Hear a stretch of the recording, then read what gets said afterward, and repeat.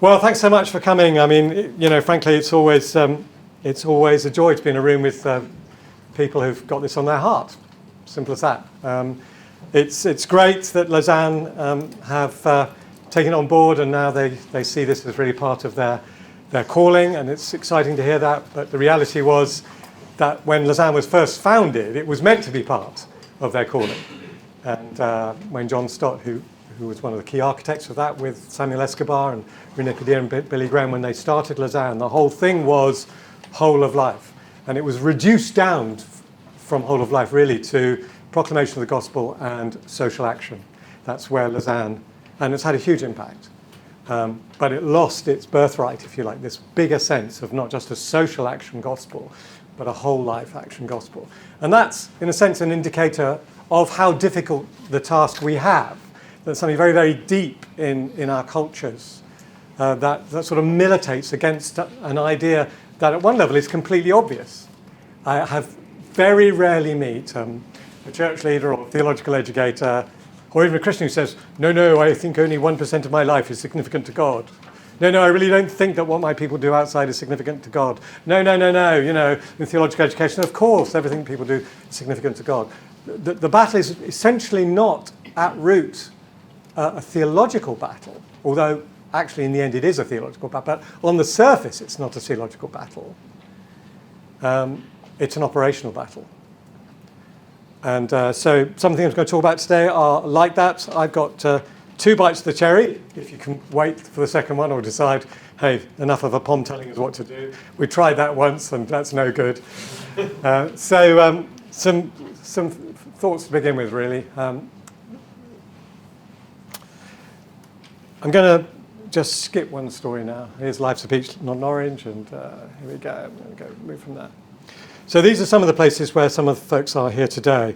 And I just want to give you a little bit of my own background, other than the bit at the end of the thing. Thank you for focusing on that. That was less harrowing than I thought it might be.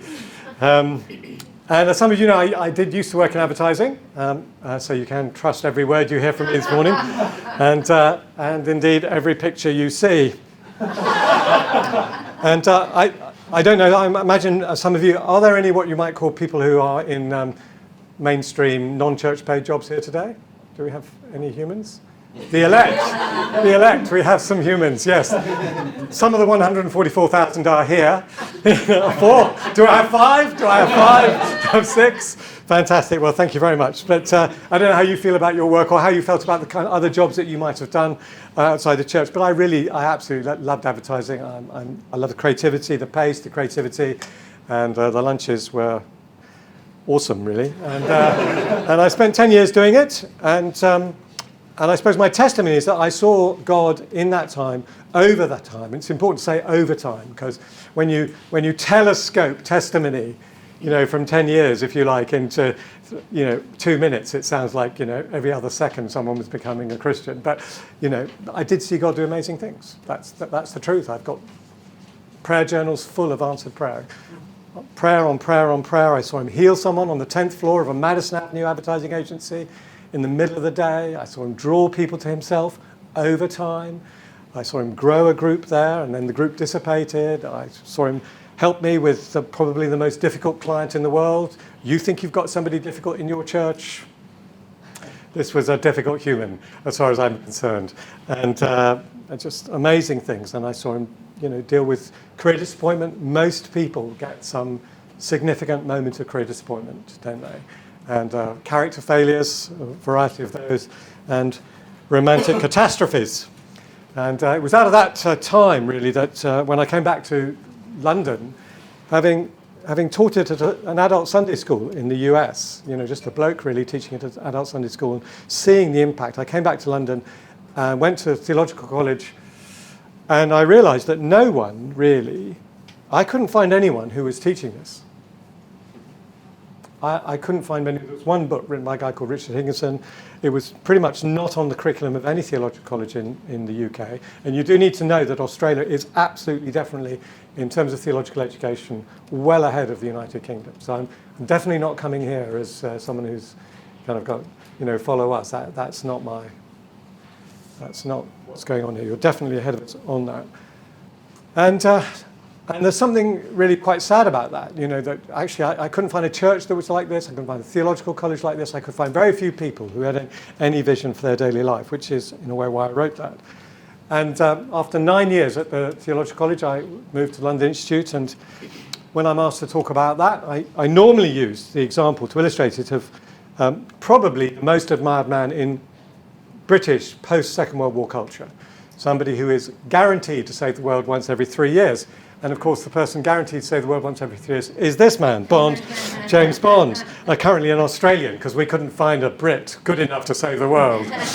And now, as you may know, James Bond is not widely acclaimed in Christian circles, for reasons which I hope you appreciate.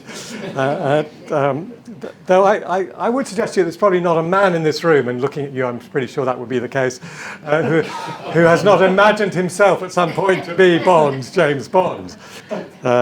And actually, I have evidence of this.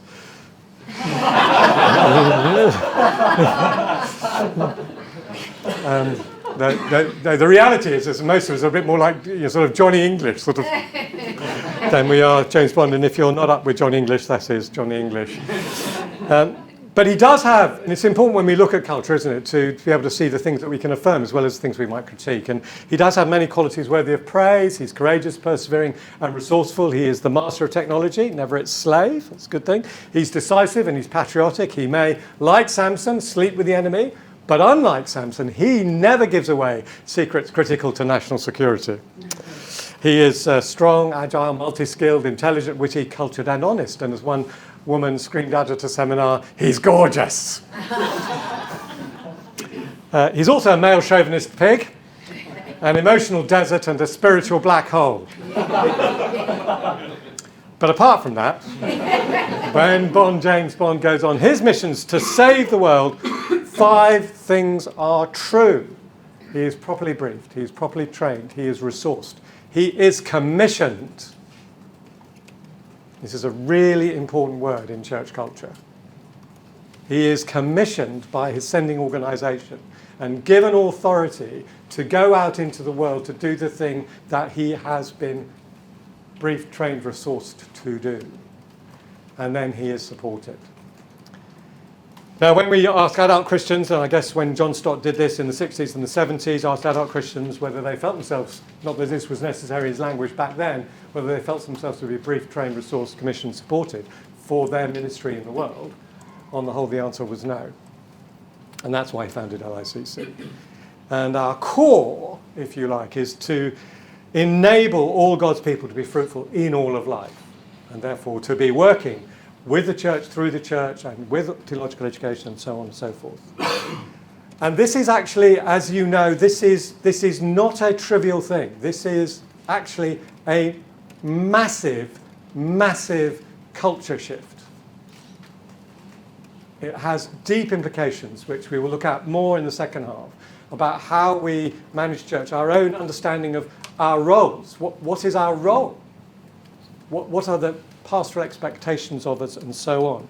Now, many, many churches, and in the UK, it's just fantastic at the moment, whilst there's been decline, and perhaps, hopefully, we are levelling off. That's John Stott, in case you didn't know. Most churches are really very good, or committed to neighbourhood and local missions of all kinds. And, I'm sure that would be the case for you. And many are also committed to global mission. And we have a lot of what you might call strong two-cog churches. But there's a missing thing, which is the front lines, if you like, all work. That is where people are during the week. Now, we use the word frontline, and just let me explain why. We use that word, you don't have to use that word. Other people in the UK use different words. They use everyday faith, they use scattered saints, they use ambassadors. We use that word because in most churches, if you just talk about work, it's a divider. Imagine yourself on a Sunday and you're looking, in most churches in the UK, they're not metropolitan churches with 95% of people who are in paid work or who really understand that world. They are churches, and 40% of the people may not be working, so it becomes a divider if you just talk about work. Whereas everybody's got a front line. That is, everybody's got a place they go into the world where they might minister somebody. That's why we use that language. And it doesn't have to be that language. That may be too militaristic for you. We don't find it is in the context of birds and in trees and little bits of fruit and all that kind of stuff. We don't find that, but you might. So I don't have a brief for language here. I'm not trying to sell you a product. But the idea of having language which gathers people together is quite important. So that middle one is missing. And of course, that is more than a pity, because that's where 98% of the people spend 95% of their time.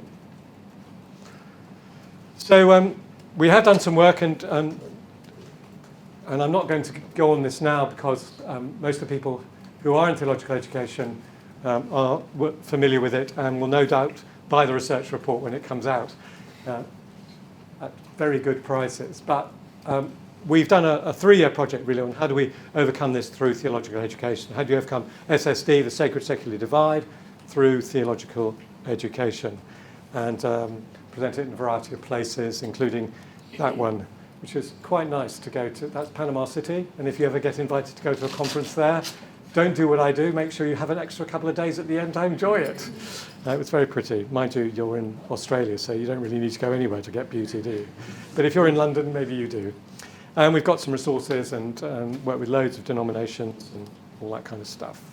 And if you do want to connect to us, then the easiest thing is to fill out that little email thing, and we'll keep you abreast of what we do. And we have a Monday morning Bible and kind of engagement email, and a Friday culture through the lens of the Bible stuff. And hopefully some of that will be helpful to you. What I want to look at today is to show you some of our experiments, really, which have been done with now hundreds of churches in empowering Christians for everyday life, for their contexts. And primarily at the moment, in this session, I'm going to look at how do we develop what you might call, enable people to develop a conviction, a biblical imagination for their daily life. And this question of a biblical imagination for a daily life has become a key phrase for us. What do we mean by that? A fresh biblical imagination for daily life and a fresh biblical imagination for disciple making. Now, you and I both know that disciple making, Jesus says, as you go, make disciples. The go, as the Greek scholars amongst you know, is not a direct imperative. It's a participle. So it basically means as you go. It still has, as they say, imperatival force. But the key verb in that verse is not go. The assumption is that people are as you go. As you're walking through life, yes, as you go to the places you normally go, make disciples. So the force is make disciples. And the real question was, this was Jesus' primary strategy, and it seems to me all roles sit underneath that one. That would be my contention. All roles sit underneath. We are called to disciple making, and all roles sit under that. The question is, was he right? Was he right? Because if he was right, most churches and theological colleges in the world need to change. Because that's not our focus. Simple as that. It's not what we do. You can't find, I think, a theological college in Britain, well, you can now, but 5 years ago, you probably couldn't find a theological college in Britain where they taught people how to make disciples. Like teach people how to convert somebody, but not how to grow a disciple. You can go through Anglican process where you to discern whether you are meant to be an Anglican minister or not, and not be asked a single question about whether you've ever come alongside anybody in your church and helped them to grow in Jesus. Now, you may say that never happens in Australia, and well, praise the Lord if it doesn't, in which case you can go to sleep for the next 5 minutes. But, the reality is that overall, many churches have a convert and retain strategy, whereas Jesus had a train and release one. And without going too much into detail, because here, my main point is to say that, are we doing this? And what would Jesus' disciples, when he said, go and make disciples, what do you think those 11, plus the other ones who are around him, who would have observed how he spent time with the 11 and before that the 12, what do you think they would have heard? Well, I think what they would have heard is something like this. Jesus says, go and have the kind of relationships with other people that I've had with you. Go and have the kind of relationship I've had with you with other people. Well, what kind of relationship was that? Well, it was personal. It was highly relational. They ate, they drank, they slept, they walked. It was intentional. It was dialogical. We worked on character, didn't he? You know, who's the greatest? And Jesus brings them a little child. He lets them into his life and work. He sends them off and he gives them opportunities. He sends them off on a mission and they do the reflective practitioner stuff. They come back and they're really excited about it. You know, Jesus says, you know, I saw Satan fall like lightning from heaven and all that. And then he says, but, you know, don't rejoice in that. Rejoice in the fact that your name is written in the book of life. In other words, remember, you know, that the key thing is the glory of your salvation that you have, not just the defeat of Satan, if you like. So the question is Richard, you know, why couldn't we drive it out and so on and so forth? So he's a trainer. Well, I mean, you know, I don't see that for lay people very many places. I don't see that intentional disciple making in local church culture. You can sometimes see it in university context. You can sometimes see it in some specialist parachurch contexts. I'm not saying it's absent because we are beginning to see it. And there are churches and there are churches in Australia. But overall, when you look at the literature, when you read the commentaries and all this kind of stuff, make disciples, not really. So whole life disciple making is a biblical priority, a pastoral priority, and a missional priority. And so the question is, was he right? Well, one of the first things as we go into this, that the whole life disciple has to be convinced of, and I want to take you through some of those now. What do they have to be convinced of? As I said earlier, that actually all of their life does matter. And right now, most people who are not ordained do not believe this. They do not believe it. They believe themselves to be second-class citizens. And actually, the culture reinforces that, because it would be very rare, it would be almost unheard of for a youth worker not to be prayed for at the front of a church when they take up a job. It would be almost unheard of, as I saw the other day, well, on Sunday at St. Alfred's, you know, for a group of people who are doing a one-week mission to children, a holiday mission, not to be brought up to the church to be prayed for, almost unheard of. But it is also almost unheard of for somebody who's getting a new job, I don't know, working for the government, working for the army, working for a media company, starting as a midwife, to be brought to the front of the church and to be prayed for and commissioned for that job. Almost unheard of. I mean, we do have some examples. So right there, why would they think they're important? Just in that single cultural manifestation of value, right there. And no one is doing this deliberately, by the way. You know, there's no pastoral intent here. I mean, I don't meet many pastors thinking, yay, you know, we are the champions of the world and get with us. And so that's not the issue here. The issue is not intent. There's no maliciousness in this at all. No, I'm not ascribing pride or anything to any of this. It's just so deep in the culture, we hardly notice it. So no finger wagging today, just an opportunity to think about, are there some things that we might be able to change where I am? So Mary, when we met her, was 60 years old, and she'd suffered from the age of about 30 from an early onset sort of form of arthritis. And she absolutely loved the church, and was very much part of it, did quite a lot of stuff in that, but never saw herself as having any what you might call missional potential. I'm not one of those people who does anything for God, really. I just help around here. And there are lots of people like that in churches, and praise God that there are lots of people like that in churches who really are devoted to the life of the local church. And she'd almost certainly been taught Colossians 1:15, you know, she knows that the Son of Jesus is the image of the invisible God, and that all things were created for him and by him and all that.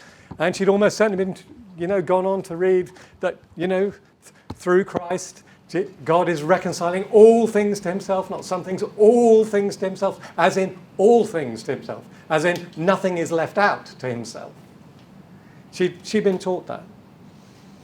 But somehow that didn't click for her. And she was encouraged by her minister to think about the places that she spent time in the week. Where do you spend time? Is one of them a possible missional opportunity for you? So focus for a moment. Focus for a moment. Is somewhere where you go like that? And she reflected on the various places that she went, and then she realised that she did have an opportunity, and it was the hydrotherapy class that she went to every week, because no other Christian that she knew could get into that pool. You can see all the biblical stuff going on there, can't you? Getting into the pool with those people. Oh my goodness. Suddenly she starts to pray for the people. She becomes the unofficial pastor, chaplain, arranger of lifts or rides, I think you call them, whatever it might be, all of that. And she's exhilarated. God is working through her. Oh, wow. She's fruitful. And what looked like a limitation in her case,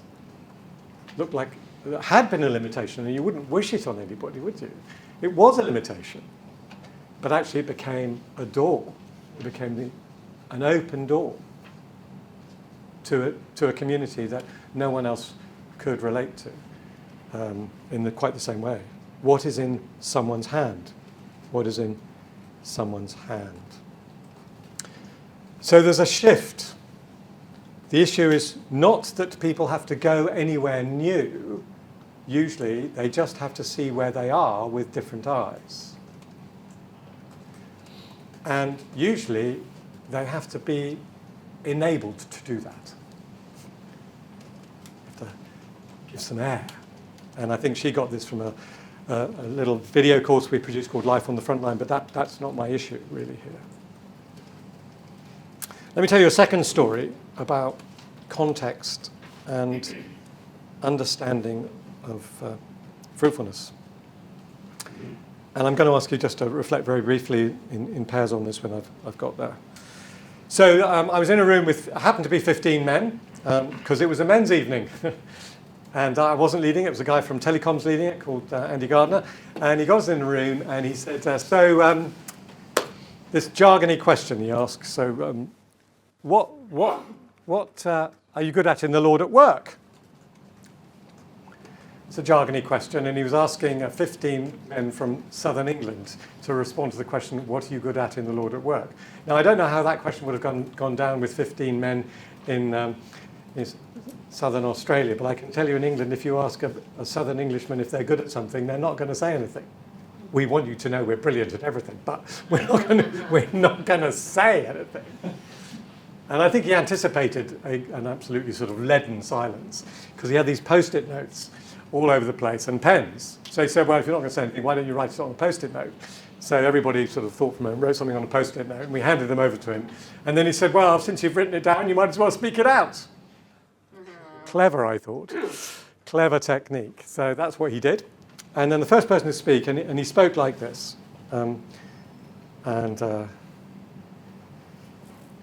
He was looking down at the table, as I am now, and he said, some of you know, I'm a policeman. I'm part of the armed protection team. Well, he had us at armed, I think, because in the UK, our police, basically, very few police carry weapons. So he had us at that, so we were kind of interested in that. And actually, I protect the Prime Minister at number 10. So we were kind of really interested at this point, for all the wrong reasons, of course. He's not a senior person. He was, he says he's a copper. He's just a policeman. Probably might be a sergeant. He's definitely not a senior person. That wasn't the point. And then he said, it's a pretty macho group of people that I work with. Probably these are people prepared to take a bullet. Women and men are probably, they're wearing Kevlar. They've got a lot of stuff on them. This is serious. And he said, there's been quite a lot of conflict over the years. And I found I'm quite good at bringing people back together. And there was this sort of silence in the room. Well, just for a moment, what struck you from that, and what might you have said? Just talk to someone. What struck you about that story, and what might you have said if you were in the room? Anything strike you? Using something that he felt, I can't remember the words used, but something that he felt he was quite good at, that peacemaker, that role. He had acknowledged that and was able to step into that. Yeah. Something that was in him. Something was in him. And actually, the phrase you used, something he was quite good at. Isn't that a great idea? I mean, we've realised that there's something that you're good at. Yeah. Whereas frankly, I mean, again, I'm not projecting anything on this, but often the narrative feels like and I have been in the pew all my life, I'm not a reverend, no one ever thought that I had the gifting to be a pastor. So if I'm insensitive today, that's the reason. And I'm British and all that. And it's got so many stripes against me. But that notion of, normally I'm feeling like I'm rubbish. You know, I'm not this enough, I'm not that enough, I don't know how to do this and I don't know how to do that. Whereas, what are you good at? I mean, there's something about catching somebody doing something right. Anyway, any other thoughts about anything that struck anybody? Is that reconciliation is such a strong part of the gospel. It struck me as such a spirit-inspired, anointed kind of thing. And for him to, perhaps in his church community, go through life thinking he doesn't have a ministry, he doesn't have a gift, he doesn't have God working through him, would seem to be terribly sad. Yeah. And it must disconnect him then from those sort of passages you just read. I mean, how do you really comprehend yourself as being in Christ, having gifts given by the Spirit, being part of God's work in the world, if you're not doing anything? But here's a guy who's actually doing something, just not what we normally think. And it just imagines that so many people might come to that and say, oh, you didn't convert anybody. And we come back to what you said, about we convert, but we don't train. I just found that. Yeah, well, you know, bingo. But you know, let me just cut to the chase. I mean, between you really irritatingly got there too fast.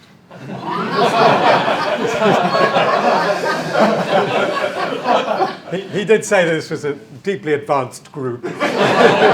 Anyway. Something I'm good at. Yeah, praise the Lord. Yeah, we caught you doing something right, finally. So, what happened in the room? Because, you know, in the end, if you leave a long enough silence in England, we get embarrassed. I don't know if you noticed that about English people, you know, we have a very low tolerance for silence. So somebody said, and I don't think this was intended, by the way, I don't know, I've never asked Andy whether he meant this to happen, but somebody said, you've got a ministry of reconciliation. And Kurt, was just like, it was like shock, and then this huge smile came over his face. And then somebody said what you said, you know, blessed are the peacemakers. You've got peacemaking stuff. And suddenly he saw something. He had an intimation of it, but he categorized it in sort of police terms, because I talked to him afterwards. Oh, the mediation story. Can I tell the story, you know, about, you know, you helping people to come together? You mean the mediation story? You know, that's the police classification. That's how they train. Mediation, de-escalation skills, all those sorts of things. But actually something happened to him when it was named using biblical categories. That's a really, for us, this has become an absolute key. That's why we talk about the biblical imagination. Can I connect it into the Bible? Either through a story or through a doctrine that actually, in a sense, means this is significant to God, which he had not really seen, because he was tentative. He was almost ashamed. I mean, he was very, very tentative. That was the part of it. But his joy was released. That was what was great. To your point, I'm sorry, I don't know your name. In fact, I don't know many people's names, but what's it? Murray. Oh, that's easy. There's about 9 of you in the room, I think. So if in doubt, Murray will do, apparently. Yeah, there are at least 3 anyway. So there's that, you know, joy is released. Confidence comes up. Now, this is the point. We talk about growing in confidence. And often when people talk about growing in confidence, perhaps not here, but, you know, confidence to share the gospel. Well, the first thing is you need to be confident the gospel is working in you. And what happens to him is, oh, God has been working in me. Not pride, but God has been working in me. So maybe God can work in me now. So something happens when you catch people doing something right. When you think about how you build confidence, if you've had children, or you've been a team leader, or you're in sports, how do you build confidence? Well, there's about 20 criteria about that. One of them is, you know, when you first manage to shift your grip on the backhand from the forehand grip and get it right and get one over the net that doesn't balloon into the air because you've kept the same forehand grip. Oh, well done, great, you got it. We don't build confidence in that subtle way that sports teams tend to do it. So we grow in confidence also when other Christians help us see and validate. So there's a community validation going on here as well, which is important. The community has seen this. We've seen this together. Well done. Well done. Now, what was interesting about this was also the question that Andy Gardner asked. So, what are you good at? Well, that's really interesting in the Lord at work. Now, you could say that if it felt like quite a bold question to me when he asked it, to tell the truth. And then I thought about it. There's an assumption behind that, isn't there? A theological assumption behind that, which is quite important. Is that our assumption? And the assumption is the Spirit of God is in each one of these men. Therefore, he will be working in them, whether they know it or not. Therefore, if I ask them what are they good at in the Lord at work, they will all probably, if we work at it long enough, have something to say. And that's exactly what happened in that room.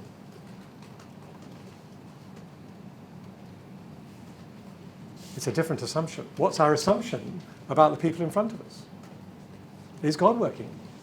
Maybe our assumption is, well, they're just not committed enough. I'm not projecting them, but maybe that's it, or they're not this, or they're not that, because we don't see.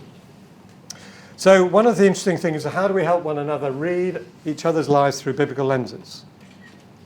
And then, as I said, there's an important power of biblical validation, and there is the power of group validation. Something opens up. Now, the opposite, to Murray's point, is that if I don't have that, if I don't think that God is working for me, I don't expect God to work if I don't think he's ever worked through me. I don't consciously make myself available to God, and I don't consciously ask God for help. But when someone begins to see that God is already at work, in other words, as we'll come to this, that they are actually in some way already fruitful, and that's why a rich framework for fruitfulness becomes important, well, then something different happens. Oh, I know God can work through me. I begin to expect God to work through me. I make myself more available to God to work for me. They ask God for help. The fact is that when you look at who comes to seminars and so on and so forth amongst lay people don't go to seminars for things that they know nothing about. They usually go to seminars where they've already got some imagination for how they might grow, which is why workplace seminars are so ill-attended. Because they've got no imagination for it. Can't imagine it. They want to build on something they already feel I can do this. And this notion of, if you like, the community picking things out becomes quite important as pastors. Can you pick something out? Can you validate something? Of course, you've got to get to know people to do that. Can you validate something? And often people say that Jesus tells lots of stories, and it's true he tells lots of stories, but most of the stories that Jesus tells actually are made up. What this is akin to, these lived examples, is the sort of things where Jesus goes, oh, come and see. You see that woman? She's just put in 2 mites. She's put in more than anybody else. Jesus draws attention. He draws his disciples' attention to behaviors or heart attitudes that he's really, wow, look at that. Or the centurion, I haven't found faith like this in all of Israel. He's drawing attention. He's validating an attitude. Or see this woman who just poured 45,000 Australian dollars worth of Chanel No. 5 over my feet. And the people around her are going, what? Her story is going to be told wherever the gospel is told. Validation. What do we draw people's attention to? And as pastors, what you draw people's attention to, in other words, what you celebrate, is what people think is significant to God. What you celebrate, it will be what your congregations think is important to God. Now, we went on to look at the question of, we've done that.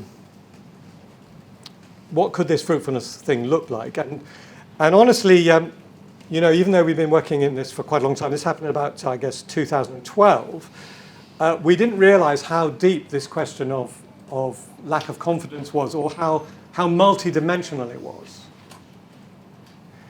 And I was asked to go and work with a group of Scottish people, a great sacrifice, and 10 of them, in their late 20s, early 30s, all of them, And I was asked to go and spend, originally 2 years, it was in the end 3 years. Every quarter I went up and spent 2 days with this group of people, and then we do 1 or 2 things, on the phone, or a few exercises in between those sessions. And these have been hand-picked people. And if we've read the book Fruitfulness on the Frontline, the story of these people and who they were is in there. And, one was a housewife, one was a graphic designer, ran a football club, one was a part-time teacher, one was a full-time teacher, one was worked at RBS, which is a big bank in the UK, and so on and so forth. So a range of humans.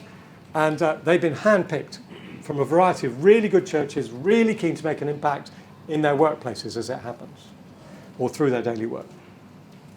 And they were really rather good at what they did. They were confident in their ability to do their jobs well. But what we discovered after the second session was that none of them thought they were doing anything for God. They thought they were actually unfruitful. And we were puzzled because we thought they were doing amazing things, absolutely amazing things.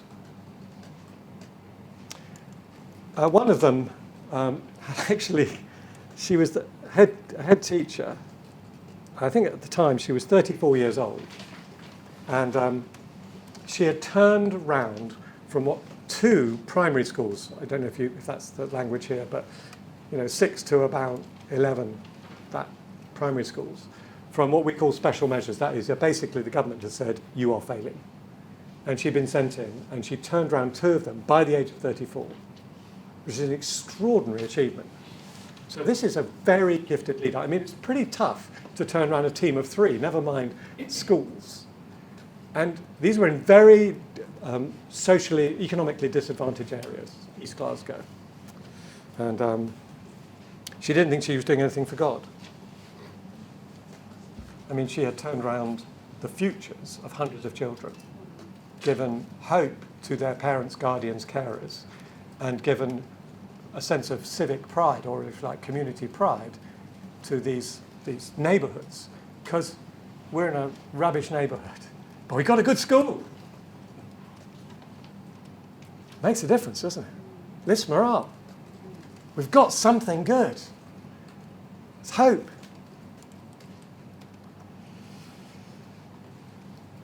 And the reason why they didn't think they were very confident as disciples was because there were only 3 key performance indicators, to use the language of the marketplace, for affirmation in the church. One was engagement or serving in church activities, an important thing to do. The next one was direct social action, and the third one was evangelistic activity. So if I'm not having an evangelistic conversation, again, to pick up Murray's point, then I've really not done anything for Jesus this year. Now I want to see people come to know Jesus, but in the average day at the National Australian Bank, you're not going to get too many opportunities to share the gospel directly with someone, or necessarily to help the poor directly. You may help them indirectly by creating businesses which create jobs. You may help them indirectly by helping people out of debt, or to redo those sort of things, but you won't help them directly.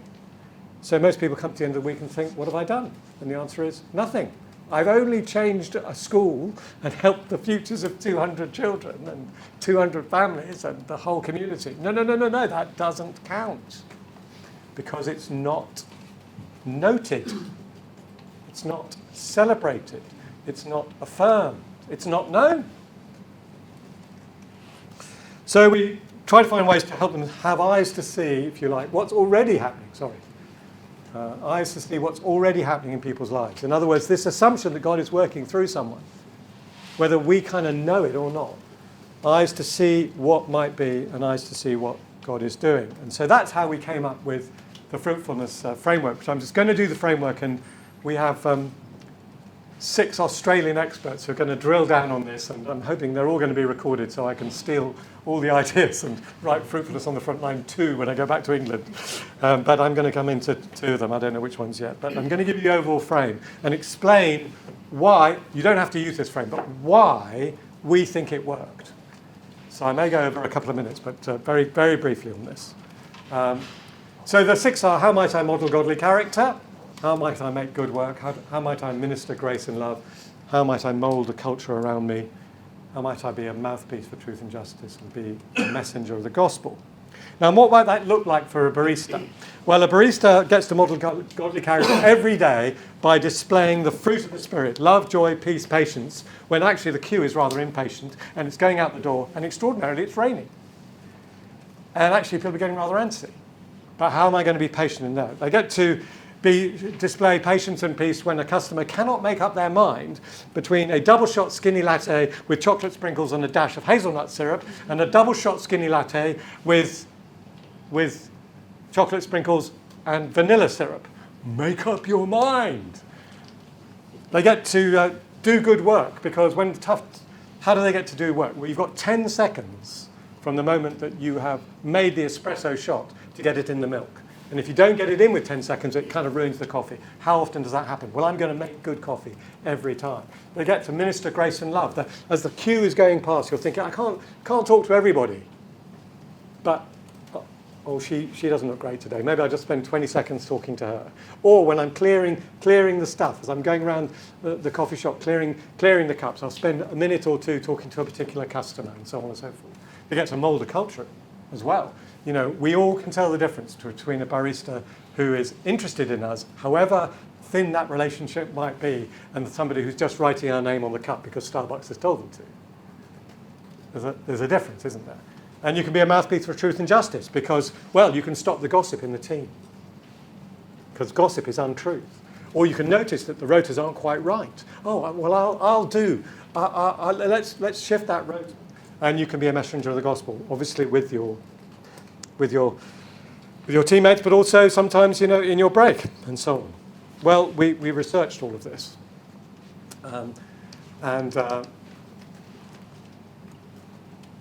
Sorry, just going back here. We researched this and we found some interesting things about this. The first thing we found is that it did some of the things that we thought it would do, which is in a local church, it created a shared language for daily mission and a shared language for fruitfulness. That's quite an important idea. You know, we all know everyone has a front line, not everyone has a workplace. How are you fruitful? Well, I'm fruitful in these ways. I've been fruitful. You know, what have you seen God doing in your life? And as one woman said on Friday, you know, Sunday, she said, well, one of the things for me is I've got a testimony other than my testimony of God's action in my life. I became a Christian, she told me, at 5.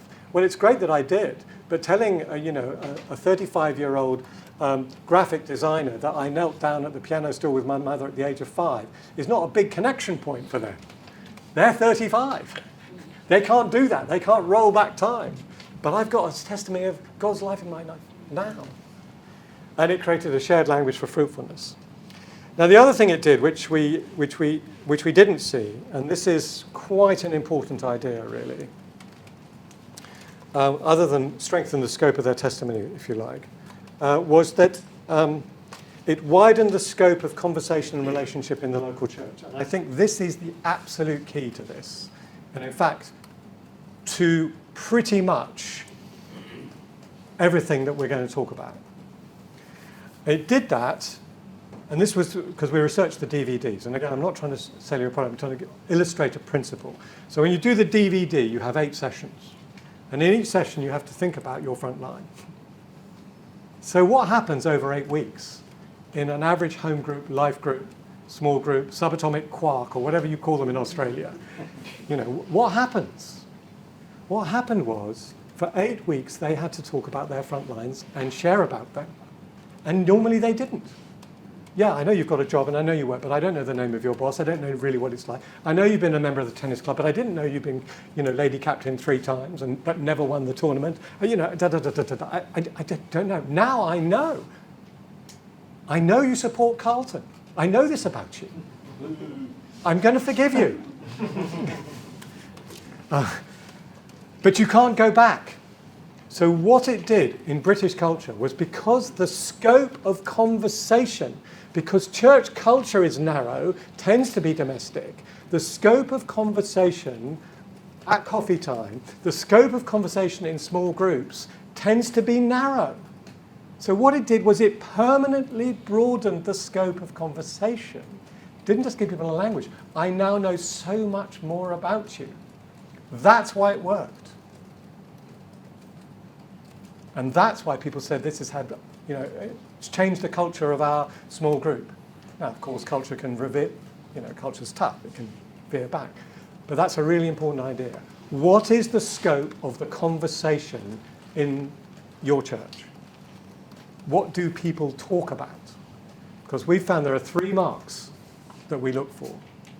Can you tell? What do people talk about when no one's telling them what to talk about? What do people pray about when no one's telling them what to pray about? And what do people see in the Bible? I'm done for now. Yeah, thank you very much for listening.